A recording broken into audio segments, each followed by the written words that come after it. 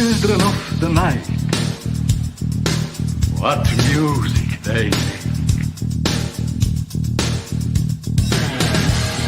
They're all gonna laugh at you! They're coming to get you, Barbara. What's up? I'm not gonna hurt you. I'm just gonna bash you for you.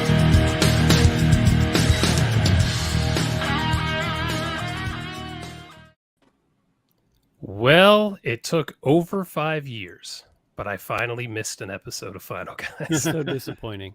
Oh, man. Here, joined by Chad Lutzke Hello. and Jack Yampese. Howdy.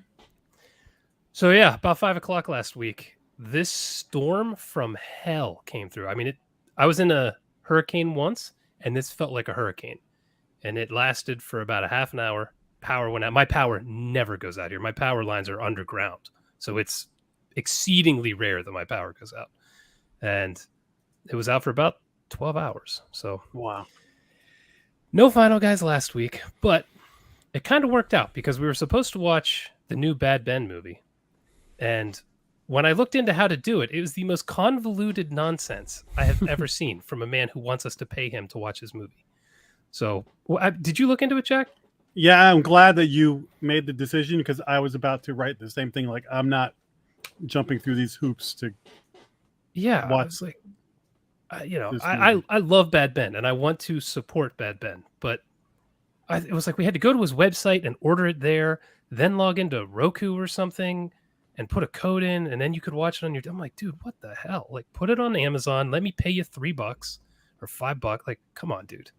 So I don't know what the story is there, but that was insane. So instead, we are doing the new Maika Monroe movie, Watcher. And I don't think we've seen her on the channel for a while now, have we? Last time me and Hunter watched Villains, which I don't know if you ever saw that one. I did see Villains, yeah. Yeah, okay. I don't think it was the main feature, though. I think we I all don't think watched so it either. separately. So that's going to be interesting. But first, you know what? I'm going to forget. Drinking words. Thank you, Sheridan. All right. If anybody hears Jack say Jurassic husband or window, take a drink. Hunter's not here. We should have said that, but if you hear Chad say watch Sinister or Julia, take a drink. And if you hear me say rear perspective or writing, take a drink. And the bonus words are stranger, boys, and thriller. All right. You guys have anything you want to announce? Anything to throw out there before we jump into the award-winning news segment? Nope. I will say, So Bad It's Good has passed 50,000 subscribers on YouTube. Congratulations. Wow. It is insane. I don't understand because it's basically been over a 7-month period that all this has happened. So 100K next, boys. We'll see what happens. But it's been a wild ride. All right. Are you ready? Do it. Let's do it. It's the news. Yay. Well, we got a lot of doozies for you this week. Let's get to the meat of it. Chad, offline, we've been talking about the upcoming Monsters movie. There's good news. It's going straight to Netflix. We don't even have to contemplate going to the theater to see this or any of that. You can, and Jason, you can drop Netflix if you want and go pirate it somewhere if you want. Straight to video. Was this it was by Netflix, right? It's been purchased Purchased later? by Netflix. Does Netflix do that all that often anymore? That feels like it's I not a think good a sign. lot of their movies are ones they didn't make, they just buy. Okay, well, hopefully it's not a bad sign. But Did you see I the wasn't- trailer? No. Oh, you got to see the trailer because that's the That's the bad sign. Oh God. Chad, tell them about the trailer. It's worse than I thought it would be. It's How's that? well, it looks like a part Access Vision, part. It looks like a TikTok fan video. It looks like Glenn Danzig did it. Oh honestly. no. Yeah. Oh. Was he trying to capture the old TV feel or something? I think he was. Yeah, if you drop acid and then you watch the old TV show. Or to it then. But I'm telling you, still, Devil's Rejects. Still check it out. Yeah, I need to. God. All right. At least I won't have to pay for it. Mark your calendars for tomorrow. Okay. Because tomorrow, the Halloween Ends trailer is finally going to hit. Oh wow! My pants just got super tight. Yeah, man, I'm so excited for that. Evil dies tonight. I don't care Evil. what you guys say, man. Evil drops I'm tomorrow. a huge Michael Myers fan. Did you? I can't remember. Did you like the last movie? I did, but here's the thing, man. I didn't like 4, 5, 6, whatever, up until the newer Halloween. And the reason why is because one of the reasons why I love Halloween so much is because of the mask. And for some stupid reason, they could not get the mask right until Halloween 2018. And then Yeah, it's true. they got it perfect. Well, So they also couldn't get scripts and stories right in yeah, anything after. But for the me, first it's like an Halloween. aesthetic thing that provides so much atmosphere for me. And if they get that mask right, I'm just gonna love it. It doesn't matter. And so I liked, and with these movies too, I already know going in, this isn't the original Halloween. This isn't Halloween 2. This is just way down the road, and it's not gonna hold up. And I'm okay with that. I don't hate the last one, I think, as much as Hunter does. But boy, that Evil Dies Tonight stuff was so bad. Yeah, but there were so many great kills, man. There were. Yeah. So I'm sure we'll all watch it. But man, my anticipation level for this movie is just none. I don't know. I can't wait. I'm I'm more sure. excited to see the trailer, so then I'll know how to gauge my attitude about it. Because I could live with the first, 2018. That was fine. Speaking I of, thought go ahead, Jack. Sorry. Halloween Kills was a way step down. There's a couple of good kills and moments in it, but it kept getting so dumb that just when I was like, okay, they're winning me back, they do something else to piss me off. I will say this. I'm curious to see what they do with the supernatural aspect, because I was bitching the whole time about this old man who's just smashing everybody and, is fine. So if they're taking him supernatural, at least it explains it. I just hope it's not stupid. Do you really want Michael Myers explained? I mean, that's part of the appeal for me too. That when they tried to do the whole like voodoo Wiccan stuff or whatever they did before, when they were trying to turn him into some supernatural thing, I just like the fact that he doesn't talk, and if you see him, you're dead, and there's no reason. I guess like if I don't want to go down this rabbit hole, but like, why didn't he just escape from prison all those years? He was just shackled. Like, if he's this insane, like what was he even doing? I don't know. So that kind of stuff. So, to me, the best. He's good. He's Wolverine. He's got the healing factor. Right. So he's either a mutant or it's supernatural. Well, I think good. he was triggered by the mask, right? When they brought the mask in there. No, Yeah, I you're think that is what triggered by happened. everything. And then of course it's Halloween time, so it's like the perfect storm for him to get out. But I was going to say my favorite explanation for any supernatural character ever, I think, is Jason Lives. They just struck by lightning, supernatural. That's all I needed. Frankenstein. I needed nothing else. Perfect. But the speaking of Halloween Kills, in a couple days, Jason and I are going to be talking with Tim Wagner, who wrote the novelization for that. So we'll have to ask him some stuff about that. I forgot that or didn't know that, or yeah, that'll be cool. We had him on Monster Man. He's a great guy. He's great, yeah. Great writer. Since I have the memory of a goldfish, what day are we talking to him? Thursday? Yeah. Okay. I think. Okay. All right, now another movie is supposed to come out in October that has now been bumped. The Salem's Lot remake was supposed to come out in October, And there was no trailer, but it's like, what the hell's going on? Turns out it's been delayed. I don't know exactly why, but there's a lot of COVID talk that may have complicated things. I don't know. Take as much time to make this movie good, because if it's really bad, I'm going to be so pissed off. And I'm kind of expecting it not to be good. But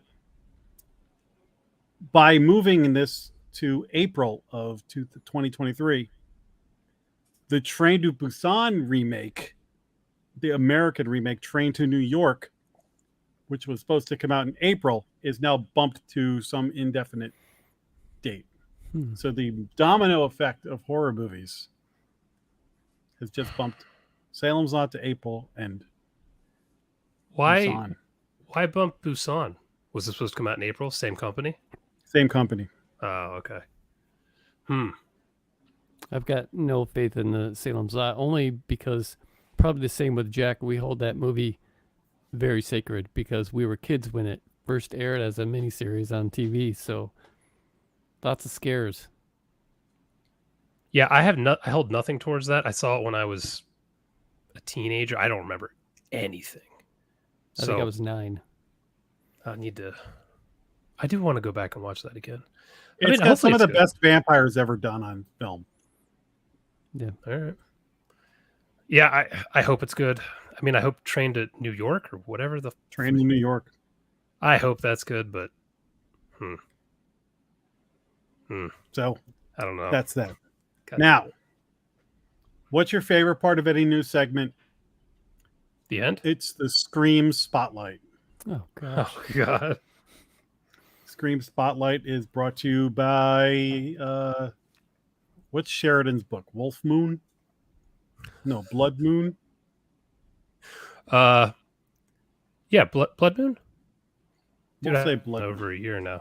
Sheridan Bradford's book is the sponsor of this week's Scream Spotlight. But we don't know the name of it. Blood Moon, Moon Blood. Buy it, love it, live it.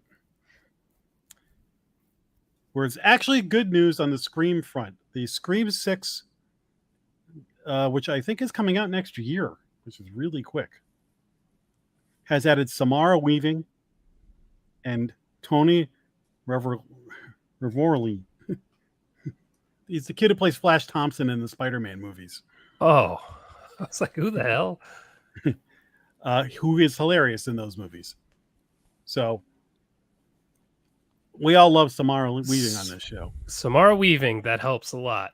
I am a big fan of her. I think the guys who did Ready or Not are doing it. Again? I think Didn't they do the last one? I think they the last did. one.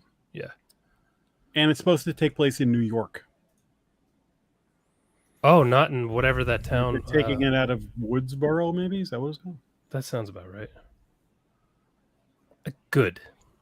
The last movie was well made. It was just a remake, though. It was like it's beat for beat. It It's was the same Scream thing. Awakens.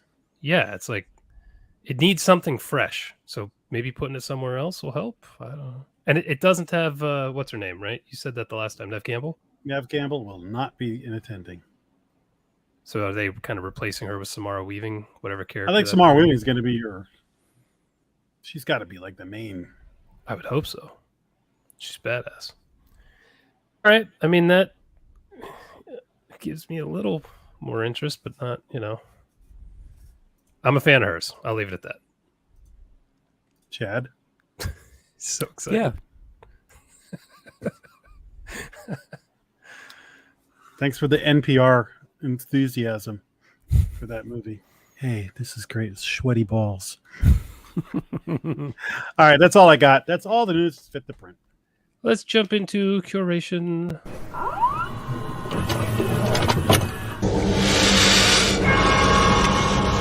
We have such sights to show you. With your NPR style enthusiasm, Chad. How about you tell us what you watched this week? Tons of enthusiasm for this one. It's from 78 on Tubi, of course, because I'm addicted to Tubi. It's called Mardi Gras Massacre. And I saw that movie. Did you see that movie? I saw that movie when I was in junior high school or high school. That is not a children's movie by any means. But probably your favorite movie at the time, huh?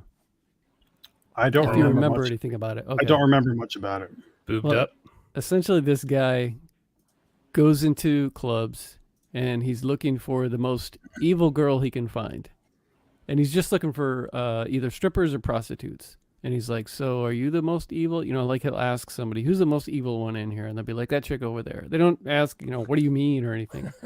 And so it'd be like, are you the most evil? And she's like, honey, I'm so evil that whatever. And so, oh, these cops are freaking hilarious. This, I'm jumping ahead of myself. Anyway, this guy right here is the one that's looking for the evil chicks.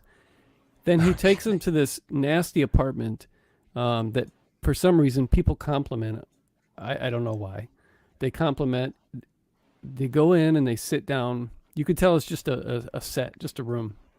They sit at the same tiny table and then they talk for a minute. He offers them a drink or even something to eat. And then they go into another room where there's this table laid out, kind of like an altar. And so they're like, oh, you want me to, you know, get on this thing? And so disrobes, tons of nudity in here, full frontal.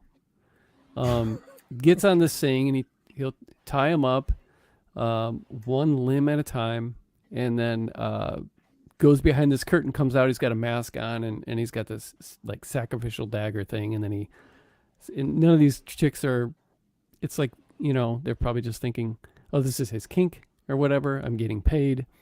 And essentially he kills him. He does this 3 times.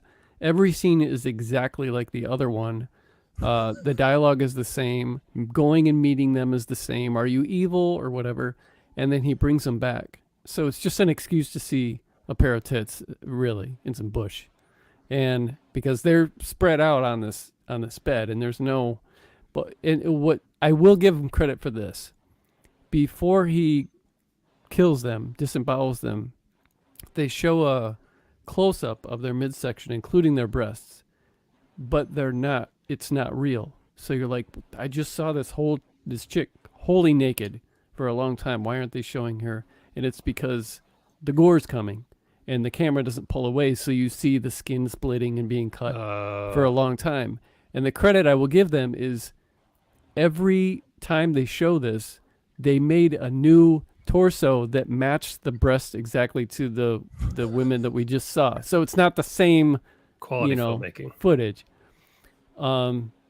This would be a so bad it's good if it wasn't so tedious, because of the, you know, constant, you know, he'll sometimes he'll go to the same club or he'll go to a different club, and it's the same thing. In the meantime, this is supposed to be taking place during Mardi Gras, but there's not a whole lot of that until the end.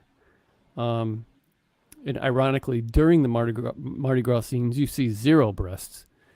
And not that that's why I was watching, but I thought that was kind of funny. You see so much of it. And then Mardi Gras, which is kind of like the place to see boobs if you're going to see boobs in public. But there's nothing like that. But these cops are so... you saw them. They got their mustaches and stuff, tough guys. And their dialogue is so hilarious in the way they deliver it. And how some edits they got those long Danzig edits where it's like, dude, you should have cut that 5 seconds ago. Yeah. You know?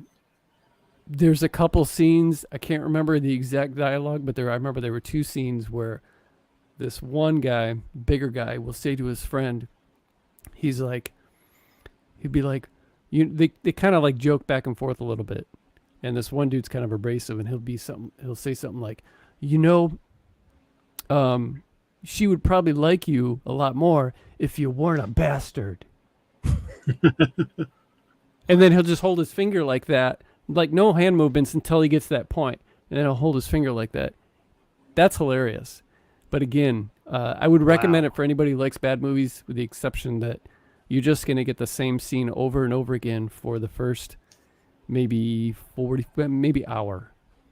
I'm not sure why that is, but one of the funniest parts too is they get a fire under their butt, the cops, by their superior telling them they need to go out and find this guy. We got to find this guy. So far, they've gathered no clues. They just know that there's a murderer out there. They just So know they they- got to find this guy. Yeah, so they go. There's a long montage of them out in the streets of New Orleans, in Mardi Gras, looking around, going into places, asking questions. But it's just a montage, so there's music. But they've got nothing to go by, so we're watching them do what I don't know. But yeah, it's hilarious, but not really worth a watch. Maybe worth a watch watching the first killing, and then fast forward 45 minutes and then watching the rest of it just to laugh at. I just took a note to add this to the list. It sounds really bad. All I remember is the kills. Now that you say that, Yeah. Mardi Gras All right. Massacre on Tubi. I've never even heard of that, so I will. I distinctly remember the day we rented it. I watched it at my friend Tom's house. It is downstairs. I remember a lot about it, but the actual we didn't love it. Yeah. We loved the kill, and then it was like waiting. Well, there were so many movies like that back then. That was like, Oh yeah. good kill, wait, good kill, wait. Is there going to be another one? This is also video nasty. Oh, So if that entices you even more. I mean, okay. I mean, they put movies with nunchucks on the video nasty list. So. All right, Jack, what do you got? I'll do one other note. That I saw that right around the same time I saw Bloodsucking Freaks. Those were like two big. Oh god, Video That would be store. that's an appropriate double feature for sure. This almost feels like a Herschel Gordon Lewis film. These were the movies where I was starting to separate from the pack of becoming like more of a horror fan than your average bear. Mhm. Suddenly I could talk with the other horror geeks. Oh yeah, Mardi Gras Massacre. You see that? of course. All right. Because I had the window to do it, I watched Sinister 2, even though Hunter explicitly warned me not to. Because I just saw Black Phone and I just saw Sinister again. Yep. I said, when am I going to be this fresh on Sinister? And I need stuff to watch. So I watched it. And I understand why Hunter advised not watching it. But Jason, you said it's not that bad. And I'll never so, watch yeah, it again, but there was a few redeeming qualities. So this picks up with Deputy So-and-so from the first one, who's in Black Phone, who's now former Deputy So-and-so. And I don't think they ever actually say his name in it. And he's now trying to go and track down the houses where the Sinister deaths happened so he can burn them down so that the chain can be broken. But then he gets to one of them and there's a mother and her two children who have an estranged father who's all abusive and mean. And so he gets involved with them. So I found the Deputy So-and-so aspect of the movie kind of interesting. It's like, oh, he's from the last movie and this is kind of cool picking it up. And the guy was playing it well. Like, where the movie falters is this really takes the perspective of the kid ghosts. And so in the last movie, the spoiler alert, children are getting sort of indoctrinated into the service of this boogeyman. And so this one kind of shows you how that happens. And, they're showing you too much. They haven't thought it through. And it gets clumsier and clumsier as they go. And by the end, they're now just throwing stuff at the wall. There's no logic behind anything. wasn't the end in the barn or something? Yeah, there's stuff in the barn, and then it's dumb. I don't even remember exactly what happened at the end. It's been like 2 weeks now. That's where I'm at. I don't remember a lot of the movie because it was like, it's fine. They threw a jump scare right at the very last frame. Don't remember that either. So I'm glad I watched it to get it under my belt, see it, compare it to the other one. But I won't go back and watch it again.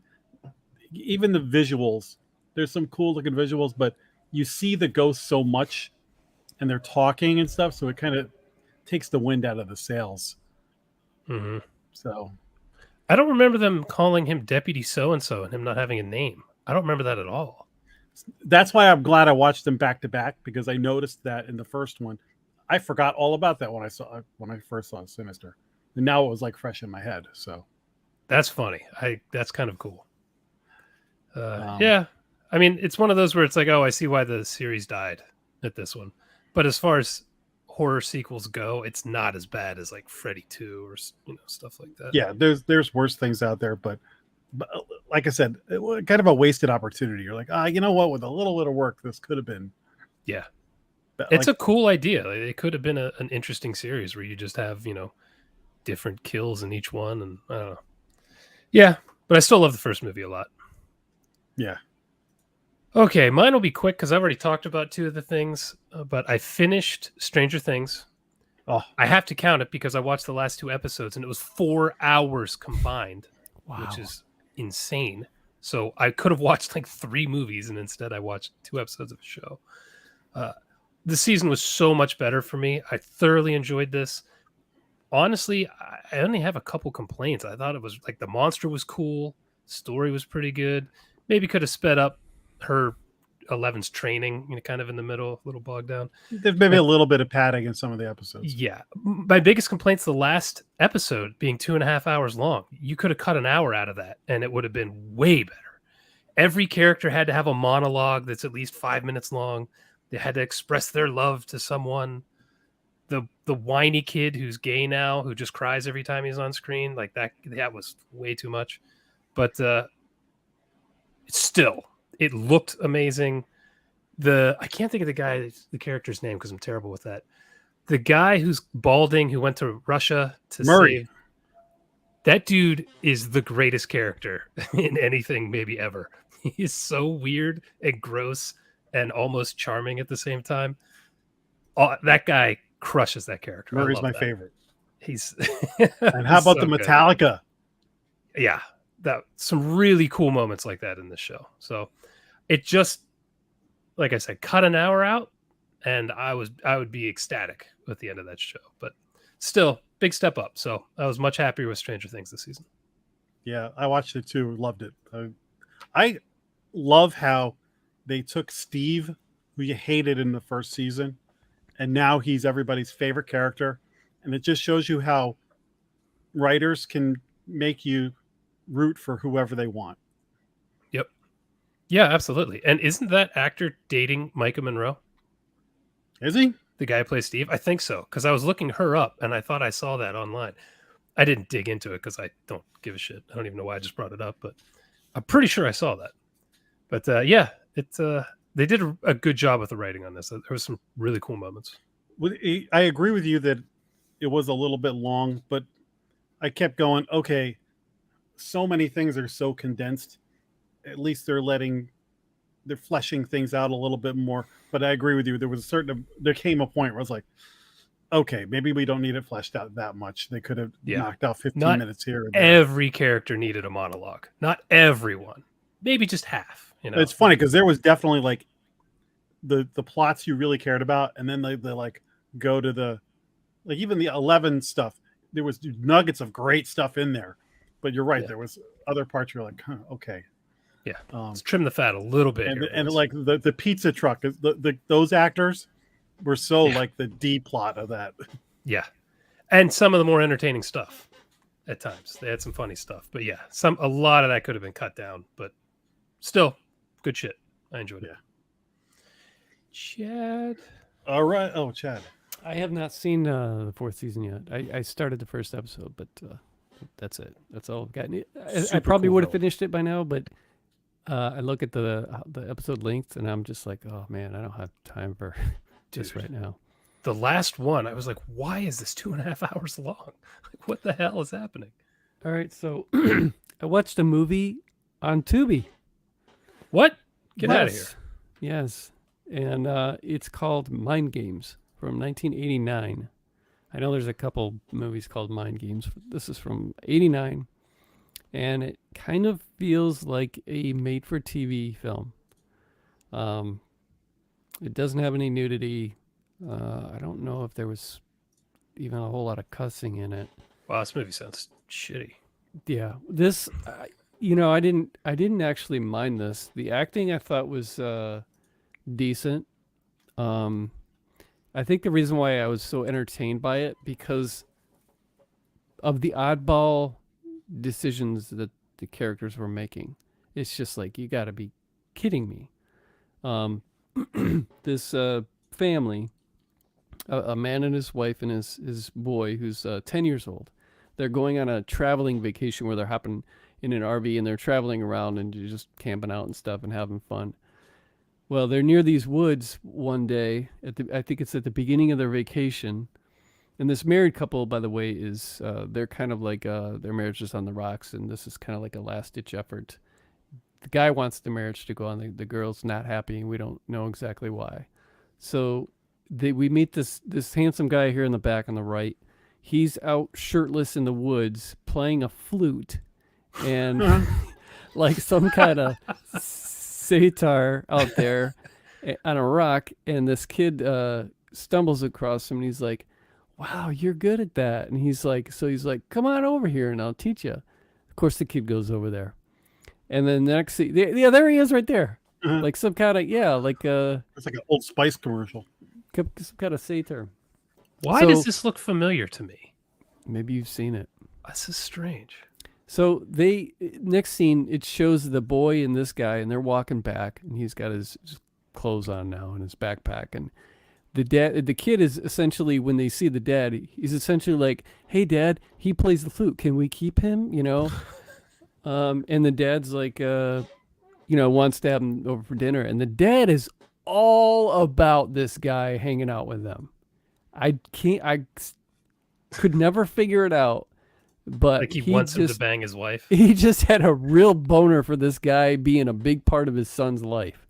I'm not sure why. And so they have dinner. The blonde chick doesn't want anything to do with this guy. She doesn't want him tagging along on their vacation because that's what happens next. He's like, "So where are you guys going?" He's like, "Well, we're going here and here." And the dad is like, "Why don't you join us?" And again, he's trying to work on his marriage. You got this strapping young lad that's going to come, and your wife is hot. And this guy is so naive. It's amazing. And then so when they agree to have him like start staying with her, he's going to sleep outside. And he asks, "Hey, can your 10-year-old kid come and sleep with me way out in the woods, nowhere near your trailer?" And they're like, "Heck yeah, go for it." And okay. so they go out there, and that's when we start to see what we saw coming anyway, is this dude is not good news. And the man was playing a flute in the middle of the woods by himself, shirtless. Yeah. And now he's got a 10-year-old kid that's going to come stay the night with him way out in the woods somewhere, nowhere near the parents' campsite. And I don't see the problem. So essentially he talks this kid in a very reverse psychology kind of way to follow him, and they're going to do something like dangerous. All they do is they break into a house, and this man, who's probably 32, trashes the crap out of this house while people aren't home. He's ripping up cushions. He's telling this kid what to do, who's nervous about everything at first. He smashes every piece of glass and every dish in this house and just trashes the whole place. And he's acting like he's some 14-year-old kid that's, doing this kind of thing. Then they bail and kill a dog on the way because they think it's going to attack him. So this kid, and then the kid can't get to sleep now. The guy says, "Hey, strip down. I'm going to strip down." So he takes all his clothes off, and they get in their separate sleeping bags in their underwear and their whitey tighties. And the kid's like, "I can't sleep." And he's like, "You want to sleep with me, don't you?" And the kid's like, "Yeah." He's like, "Come on in here." So they're spooning in the same sleeping bag, and then they just crash out, half naked, spooning. And I'm like, what is this going on? So other stuff happens. There is actually some kind of weird, almost weak kind of twist at the end. There's redemption, but this dad wanting so badly for this guy to travel around with him and be a part of, while his hot wife is not happy, is very bizarre. But I was entertained by it for some reason, and I guess it's because I was just like, what other dumb thing are you going to let your boy do now? Did it actually become a good movie, or was it just a spectacle of weirdness the whole time? I don't know, man. I maybe I was in the mood for something like this. Sounds I really strange. I didn't hate myself while watching it, but I don't recommend it. Put it like that, I guess. I hate you for watching a movie about a shirtless man with a flute. That should be on the box. I didn't hate myself for watching. Yeah. Okay. That sounds like That is a goofy movie. What year is that movie? 89. 89. I Dude, saw that the looked credits really said familiar. Edward Albert for a second. It's like, oh, is that Eddie Albert? But it doesn't look like it was that Edward I'm Albert. not sure any of the people. What's weird is the chick that was in it, the hot blonde, never seen her in anything. The next day, I'm on Tubi. I put a movie on I've never even heard of before, and she is in that movie too. So it was freaking weird. Miss Tubi. Sean Weatherly? Yeah. Sean Weatherly. I know that name. All right. All right, Jack, what do you got? I watched Jurassic Park Dominion. In the theater? No. Oh, it's like, why? Illicitly, I watched this movie. And it's a mess. What a shock. It is 2.5 hours or something like that long. 2 hours and 40 minutes. It's very long. And it's essentially two movies. It's one half. Well, first of all, the trailer builds it up as where the last movie left off, and the dinosaurs have gotten out into the real world. And so I'm going, oh, this is going to be kind of cool. I didn't like the last one, but having dinosaurs running around the real world would be great. And there's like a trailer where a T-Rex shows up at a drive-in. And I'm like, okay, maybe this will be, like a Ray Harryhausen movie that we've all wanted to see, like with Jurassic Park level effects. But what happens is it's like a few years later, and men and dinosaurs have been living together. So there's certainly danger, but it's like people are used to it already, and they skip it over. They skip the most interesting part. And that scene, that drive-in scene, is not in the movie. That was like a deleted scene, or there's a whole thing that they did on YouTube, like a short film that was going to be the intro to this movie, and then instead they made this montage thing with news footage, and you can watch the other prelude as a short film on YouTube now. It's like all the worst ideas. So then you have two movies. You have to get the Chris Pratt and what's her name, Bryce Dallas Howard, and they've got a little girl clone from the last movie, and there's sort of a kidnapping plot with her. What? Just listen to what you're saying. I know. This is Jurassic Park. And then there's another plot with genetically modified locusts that are killing crops, and that's where the original cast, Sam Neill and what's her name, Laura Dern and Goldblum, and they have to help fight this, or there's a big corporation behind it, and they're genetically modifying crops and the locusts and stuff. So they all end up converging in this corporate headquarters that's off in some mountain range in Italy or something like that. So now it's all contained into this. So all the characters go to this one place. And so you've got dueling plots that are slowly intersecting together. And it's kind of like a Jason Bourne or a Bond film with some dinosaurs in it. Like Chris Pratt's driving around, I think Rome or something like that, on a motorcycle, and there's raptors chasing him. Visually, it's kind of cool, but there comes a moment where you're like, what the hell is going on here? So essentially they took everything and it all stuck to the wall. they were, yeah. Now, I will say this. Within this movie are some awesome scenes. And the little Ray Harryhausen fan in me, there was a few scenes like, oh, that's awesome. Look at that. Oh, look at those dinosaurs. There was moments, but in a 2.5 hour movie, I'm just like, are you kidding me? And then there was a couple of scenes that were just, here is a dinosaur fight because we always do that, for no reason. So I don't understand how they screwed this series up so badly. I just don't get it. It's better than the last one. I'll give it that. I've only seen 1 and 2. I've never seen any other Jurassic movie. You're good. You're good. Even Jurassic World was fine. It wasn't great, but the second one, the end was so bad. I was laughing. I was like, I don't understand how this gets made. So I just have no interest in seeing this one because what's better, the rest of the Jurassic movies or like Kong or Skull Island or Kong? Oh God, Island Skull Island is Kong, way better. Way better. Yeah. And then Kong versus Godzilla. Haven't seen that one. Is really, really silly.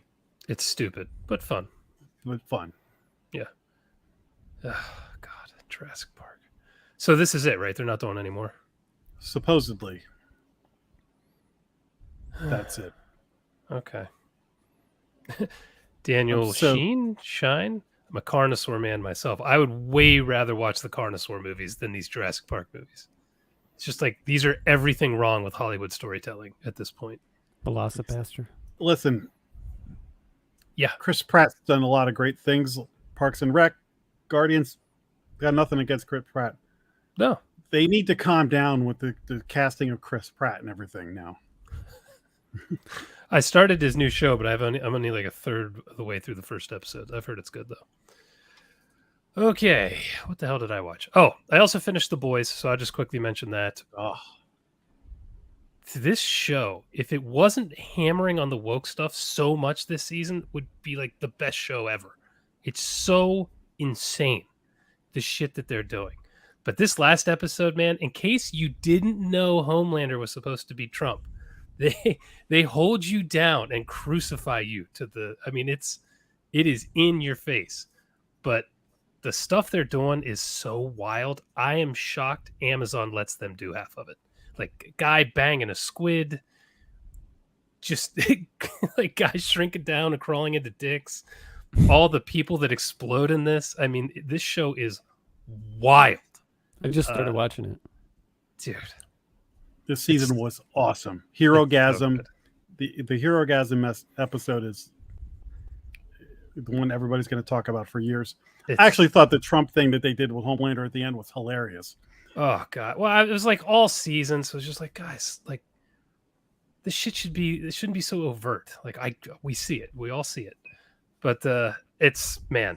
Eric Kripke, he's the guy who did Supernatural as well. The first couple seasons of Supernatural. This dude knows how to put a show together. He really does.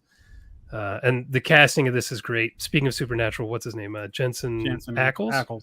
Oh, he was so good in the third season. So good in the third season. So I think you'll like it, Chad. The show is insane. Yeah, dude. Everybody in my office, the boys is like the best show.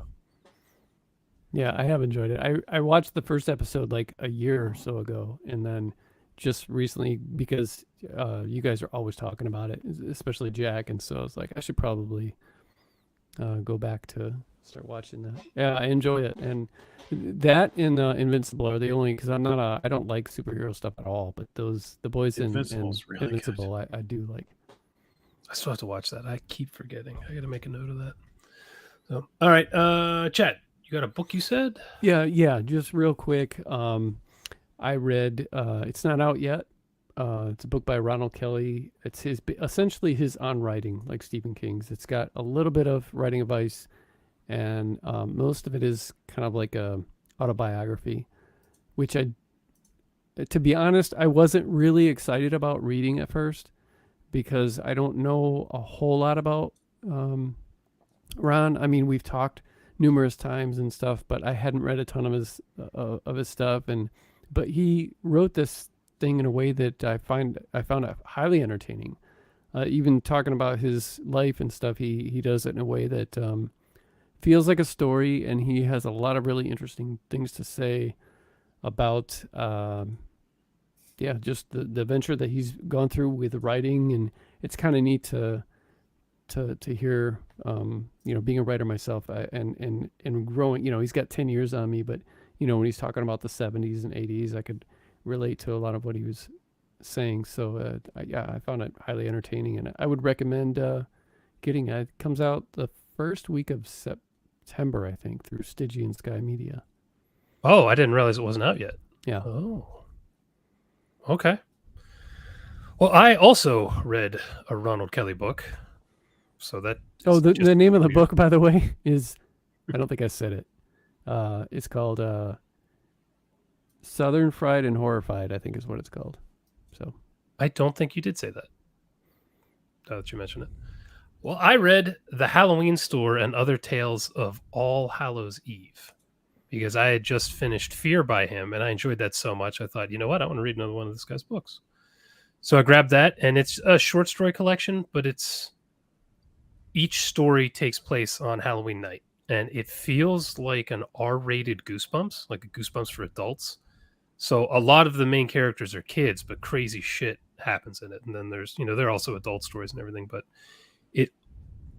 the stories didn't interconnect, but the vibe I was getting from it was kind of like Trick or Treat, the movie from 2009 or whatever. Kind of had that fun Halloween vibe to it. So I thoroughly enjoyed this. And considering I had never heard of this guy until I saw him at Scares the Care last year, now all of a sudden I'm really digging his books. So I didn't talk to him last year because I didn't know who he was, because he'd taken 10 years off of writing. So I just had no concept who the guy was. And now I can't wait to see him. I'm excited to get there and buy a book from him and talk to him a little bit. So if you haven't read Ronald Kelly yet, this is a good one to start with. The Halloween Store and Other Tales of All Hallows Eve. It's good shit. We should mention too that to plug our podcast again, Bleeding Page Podcast, we're having him on at the end of this month. Yeah, I'm looking forward to that. Or is it August? Yeah, we're having him on soon. We'll have him on in August. Right? Yeah. Mm-hmm. Yeah.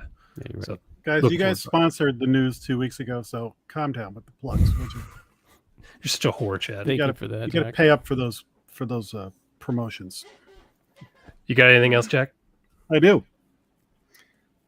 I watched the movie on Tubi called King Knight. The wonderful thing about this movie is it's like an hour and 20 minutes long. King Knight? King Knight. It's a comedy to 2021. Matthew Gray Gubler from Criminal Minds. He was Spencer, the computer geek guy, or the genius guy. Okay. And Angela Serafin, I think that's how you say her name. She's the one of the prostitutes from Westworld. She's kind of Italian looking. I'll have to see her. She's pretty. So this is kind of yeah. Okay. Yeah. It's kind of a zany comedy where the two of them are the head of this new age coven. And all the people in their coven are, societal outcast weirdos, the misfit toys. And then one day, the wife checks the husband's emails and sees some emails about his high school reunion. And to her horror, it turns out when he was in high school, he was really popular and most likely to succeed and a prep jock kind of guy. And she is just oh my God, I don't even know you and all that. So then he leaves the coven to go to the reunion, and then the coven has to deal with it. And then they kind of follow him. Okay. This sounds insane. It is. It's not the greatest movie in the world, but it's amusing. So all right. It's short. If you're looking for something to just pop on and kind of turn your brain off, you might get a kick out of this. If you turned around and said that was the dumbest movie I've ever seen, I wouldn't disagree with you. But if you were yeah, I got a kick out of it, it's fine. It not all the jokes land. Thank God it wasn't 10 minutes longer. Like it's a good Tubi movie to pass the time. You said it was Tubi. Are they getting a lot of original movies now? It kind of feels like it. I'm leaving out the most important thing. Barbara Crampton and Ray Wise are in this movie. Okay. They have small parts, but they are both awesome in it. Ray Wise is like a wizard, and he's hilarious. Barbara Crampton's like this guy's mother. She's brilliant in it. And then if you can spot, Aubrey Plaza has a tiny part that you may or may not even know it's her. Dang. All right. So they spent a lot of money on cameos. I know that Aubrey Plaza is good friends with Matthew Greg Goobler, so he probably just played that card. Gotcha. But Barbara Crampton, Scott Crampton, you can't go wrong. What were you saying, Chad? I was just wondering if Aubrey Plaza was the kind of gothy hot chick from Parks and Rec. Yes. Okay. Daniel's asking if we've seen 68 Kill. Yes, I have. That was a pretty fun movie. Okay. Anything else before we jump into the main feature? No. Let's do this. You like scary movies? Uh-huh. What's your favorite scary movie? I don't know. You have to have a favorite. What comes to mind? So I told you I can start uploading custom music for the rhyming section, but I don't have any yet. So we're just going to pick Into Space. Oh, God. Good luck.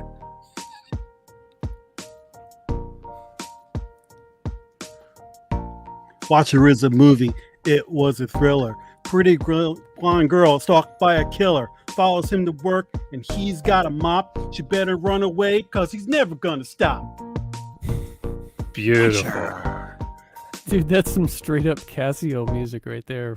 That was so bad. That actually might be the music we just used because I perfect. can rhyme to it. Okay. Into Space. Just I will forget that for next week or whatever. Into Space. All right. What did you think, Jack, of Watcher? I thought it was okay. Like, I enjoyed it. I thought Maika Monroe was great. I was entertained. I was looking for red herrings. And at the end of it, I was like, that was all right. But it was like nothing terribly new and nothing terribly memorable that I would go out of my way to, oh, you got to see Watcher. But I don't regret watching it. So I put it in that kind of, yeah, it's pretty good. Chet? First of all, where are our names at on the screen? Oh, I did a live stream on my channel and I turned it off. Oh, okay. I just was curious what your guys' names were. Just forgot to turn it back on. It sort of, My bad. It sort of follows. Okay. Okay. You guys probably thought that I loved this movie because it was such a slow burn. Oh, all right. Yeah, I didn't hate. I'm with Jack. I didn't hate it. I was a little bit disappointed in the fact that I thought this is so similar to this has been done so many times before. It has to really go a completely different direction, and just blow my mind with something totally original, and it didn't really do that. But it was well done. You know, and I thought the acting was good, and I'll talk about the rest of it later. I'm with you guys. I liked it. I thought it was very well made. Like, it looks great. The acting's great. It is so slow. It is so slow and by the numbers that, yeah, I wanted more or something a little different. It wasn't bad. I enjoyed it. But I don't know that this is one I'm just going to be like, someone says, oh, I got to watch a movie. I don't think I'm just going to throw Watcher out there because, boy, I'll get into more as we get into the details more. But like something else, maybe in the second act, something should have happened because there was just like a long stretch of just, hey, that guy's looking at me. Mm-hmm. Oh, there he goes. This movie's going to be on Shudder like next month, Mm-hmm. I wish we would have waited and watched it on Shudder for part of the thing. Like, oh, okay, that's a good Shudder movie. I'm glad I didn't pay to see it. Yeah. Yeah, for If sure. if somebody is like new to the genre or they just have never seen this kind of movie before, they're gonna love it probably. Fair. Yeah, it's. I mean, if you've seen the Stalker movie, and you start this, you're like, oh, I bet I know how this is going to play out. You would be correct. Yeah. But There's again, a Sydney Sweeney movie, The Voyeurs, that came out like last year, that had some of the best scenes I've ever seen in my life. Thank you, Sydney Sweeney. I was going to say, I wonder what came out. It's the first movie when my wife and I started watching this. That's the first movie I thought of was Voyeurs. This didn't fall into that kind of movie. Felt way more like, I don't know, commercial or tropey. Yeah. Cinemaxy. For sure. So I thought this was like a step up as far as quality.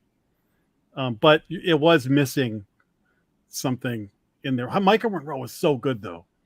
Yeah, absolutely. I have never seen her in anything where I didn't think she was great. I'm definitely a fan. Just, she's bored in her apartment. She's alone in her apartment.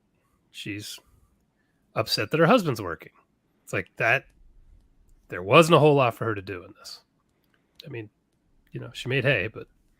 Now the guy across that's looking through the window, he's Dark Knight Rises and what's the movie with the giant robots? Bern Gorman, Pacific Rim. Rim. Him and Charlie Day are like together. They're like the two bumbling guys. Okay, I knew I recognized him, but I couldn't place it. He's a real like sleazeball in Dark Knight Rises. I could see him playing Slugworth in a Willy Wonka movie. I didn't recognize him from anything, and when they showed him where you can actually see him really good, something about his face was so like unsettling to me, and I figured out what it was. I've been to a lot of funerals, man, and his face is every dead person's face in a casket that's just kind of drawn back. And it freaking creeped me out. He was perfect for that. He did a great job not making eye contact in one particular scene. Yeah. That was like, okay, this dude's creepy. Yeah. And let's face it. I mean, we could save it for spoilers, but it's the Hunter Shea scene of the year. Oh, yeah. I thought of him right away. You want to get the spoilers? Because we're all kind of like Yeah. Spoiler alert. Give me the Hunter Shea scene of the year. So at one point, Maika Monroe nobody's really believing her. They're half believing her. So this guy follows her around a shopping, like a bodega. So she turns the tables and follows him and ends up in a peep show joint. And that guy's job, lo and behold, Hunter Shea, clean up in aisle 1. Yeah. He is a freaking peep show mopper. Yep.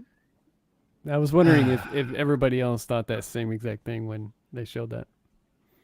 I was like, they actually hire somebody to come in and do just this? Like, like what? Oh, that was quite a scene. That was actually a pretty nice place in the bottom of a building that appeared to be collapsing in on itself. That was odd. I would not have gone in there if I was her, but yeah, that did remind me of him. That's really funny. My favorite scene in the whole movie, I thought was great. Super intense when they're on the subway together and she's staring at that bag. Yep. And you're like, is this just a camera trick? Is what I see in that bag, is that really in that bag? And it was super intense, man. That was a great scene. Yeah. I think that was the best scene in the movie. Yeah. The third act, the end of this movie is good. Like it gives you everything you want. The problem was, I really feel like it was the middle of the movie. It just lags. Like there needed to be I don't know, someone dies or shit's going missing from her part. Like there needed to be something building more tension than just this dude waves at her out the window.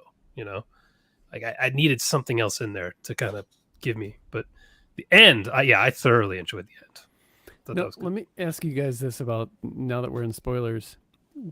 As soon as she got her throat cut, it didn't look bad, and then all of a sudden she started bleeding profusely, and I noticed after she started bleeding a lot, I said to my wife, I was like, "Why is that blood brown?" And then I just kept saying that, and then over the next 10 minutes of this movie, I was like, why is that blood look so freaking weird? It's brown. It's not like, it doesn't look real. And then, she's bleeding out all over the place. And when he's washing his hands in the sink after he's done what he did, the blood, it's not like straight up brown, like chocolate syrup, but it has a heavy brown tint to it, almost like old dried blood would look. And then when the dude gets shot in the hall, the blood on him is just straight up red, regular, realistic looking blood. So I was convinced that when we got over that, I was like, did I miss something where she was faking that? Like that wasn't even real blood. And I was trying to think, did she, I had to look up stuff online. Nobody else was talking about it. So I didn't notice it. I still can't figure it out. But the blood I didn't notice it either. Yeah, it was so... I wouldn't have thought of anything, but I brought it up like, 3 or 4 times as we were watching it. I was like, that's really bothering me. I wonder if that means something, that this doesn't look like, legitimate blood. And then there she is, because we all think she's dead. I mean, because she bled a lot, man. And she bled a ton. And then she's standing up, and she seems fine, and almost unfazed. And then it's like, was that It makes fake? a pretty damn good accurate shot. Yeah, was that fake blood? I don't get it now. I just assumed she pulled the old rope-a-dope and pretended to die, but I didn't notice anything weird with the blood. I think she just Hulk Hogan'd and finally got that second wind. Yeah, if we'd seen her in the back, it would have been the Undertaker. She just sits straight up. Yeah. But yeah, as soon as they showed the gun towards the beginning of the movie, I was like, well, I know how this movie's going to end. Yeah. And lo and behold, that's exactly how the movie ended. So part of the reason that I think I was engaged throughout it is because I kept waiting for that guy to be a red herring. So it's like, all right, is he the actual killer, or is there a red herring, or what's the twist here? Exactly. Yeah. Nope. It's literally what you would expect to be happening is what's happening. Yeah. There is, as soon as you see the guy, you're like, well, that guy's a killer. It's so obvious. You're thinking, yeah, okay, it's not actually him. Mm-hmm. It's someone else in his apartment building or something. The most unrealistic thing in the movie for me was who would move to Romania to do marketing. You're not lying. The whole time I was like, why did they move? I think the one red herring was the fact that the husband was always out late at night. And I didn't know if that meant anything. And he was kind of, he was always speaking in Italian around his, knowing that was, which I think was part of, or not Italian, whatever the heck they were speaking over there. Romanian. Which I appreciated that they were doing that to make you feel, how alone she is, like everybody's speaking a foreign language. Yeah, they did a good job at that. All alone, but her husband, and there were scenes where he seemed kind of an a-hole. So I was wondering, he's not in the movie much, and he goes out late at night. Is he something to do with this, or? Yeah, no, the husband was a douche. I was just like, okay, the fact that you would sit there and speak a language in front of her that she can't speak. Yeah, that wasn't cool, man. Yeah. Like, what the hell are you doing? And then coming in late, I was like, okay, maybe there's something going on with this guy. No. Yeah. Nothing. Not a twist to be found in the movie. Just a crazy neighbor. So I was like, okay, that's fine, but what do you think Hunter thought of this movie? Maika Monroe's in it. He loved it. Or does he see the peep show scene and he goes, that's so fake. That's not the way it is. I couldn't. I mean, Maika Monroe is the only good part of this movie.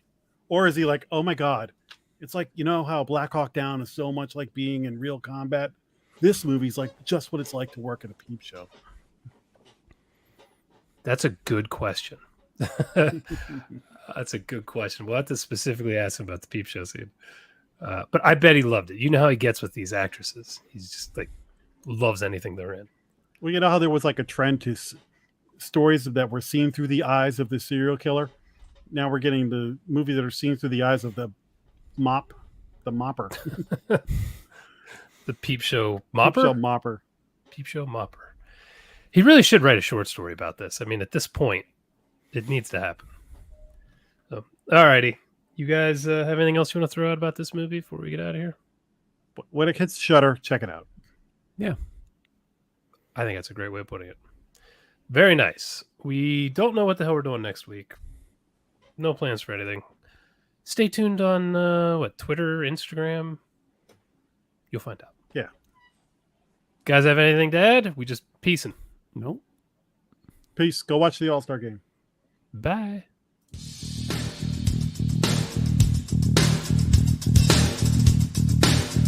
Game over, man.